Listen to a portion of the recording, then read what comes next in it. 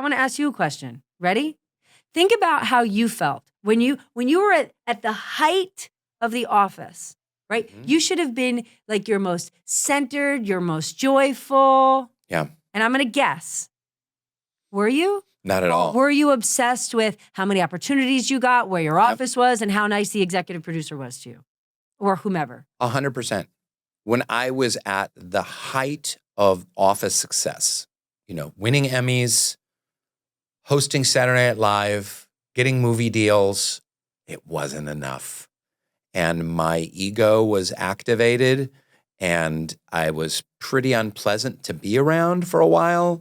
And when I look back on it, man, do I kick myself. Like, God damn it, Rainn, seriously, with all the work you've done, you couldn't have just said, this is great. I spent 10 years as a broke-ass actor here in New York City doing a lot of bad theater, some good theater, and now, like, this is it. This is the dream. Like, it doesn't get better than Dwight Schrute and The Office and all of these doors opening. Like, enjoy every minute of it. And instead, I spent years in this kind of like petulant, not enough grasping. Same. And I'll tell you, working in TV, it's a really complicated business. Yeah. Because, only two tushies fit in front of that screen, fit in front of that camera.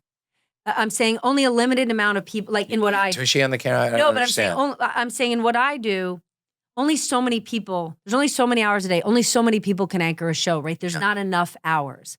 But if you start to create an environment where you say, I'm going to celebrate other people, I'm going to try to create something where everyone can succeed. This goes back to capitalism can exist, but you can exist and start to say, but you know what?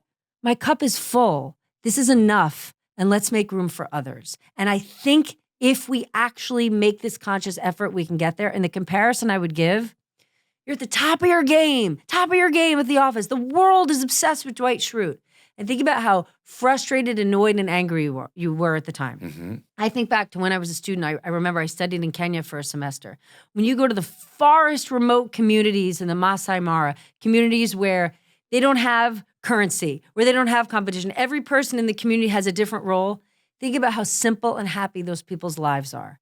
And so I'm saying there has to be a way where we can take an element of just saying, look at the success we have, take a minute, appreciate it, and move on. Mm-hmm. But in this social media environment, even if you're getting to go on vacation this summer, when you go on social media, somebody else is somewhere nicer and it's pissing you off. Sure. So what we can do as people who are lucky enough to have the privilege that we do, just take a minute to say, you know what? This is enough. Let's make room for somebody else.